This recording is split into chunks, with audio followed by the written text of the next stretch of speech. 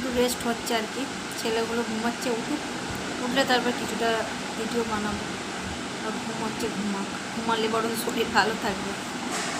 ঘুমাচ্ছে, আমরা দেখি যদি বাপিকে বলছি খেয়ে নিলে ওদেরকে একটু ধরে খাওয়াতে পারবে। দেখি কখন ওঠে ওরা। এখানে রংচনা খাচ্ছে দিদুনের কোলে খাচ্ছে টকের ডাল দিয়ে ডাঁটার ঝাল। হেবি খেতে, হেবি, আমার তো খুব ভালো লাগে। পাবদা মাছের ঝাল।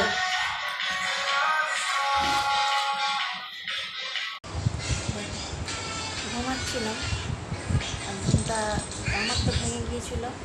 আমি কী করেছি, একটু ভিডিও এডিটিং করছিলাম, যেটা ছটায় পোস্ট করতে পারিনি।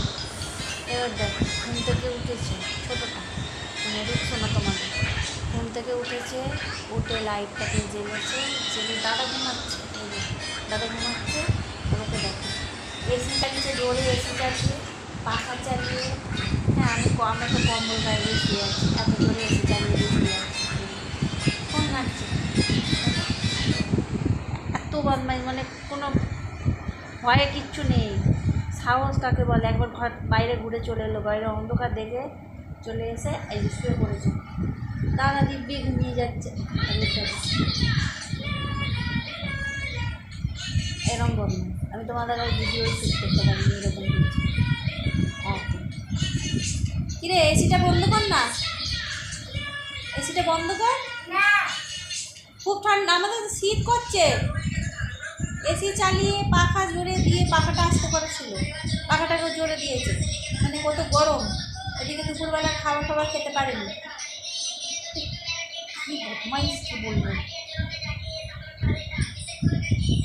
বেলা টিফিন খেয়ে আমি কি করব বুঝতে পারছি না, ঠিক আছে।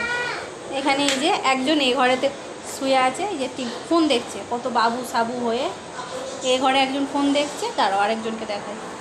মা দেখছে টিভি, ঠিক আছে, দেখছে টিভি, এই ঘরে দেখছে, এই ঘরে একজন ফোন দেখছে, ওই জন্য দুটো ঘরে ফোন দেখছে, নাহলে কামড়া করছে। করবো বুঝতে পারছি না, ঠিক আছে। বসি একটু আপাতত এর কাছেই বসি। মা তোমাকে একটু ফোন দেখতে দিবি? নো পাত্তা সত্তা। ওই ঘরটা একটু ঠান্ডা আছে, ওই ঘরে গিয়ে বরং বসি, ঘরটা গরম। চলো, এই ব্লগটা এখানেই শেষ, টাটা।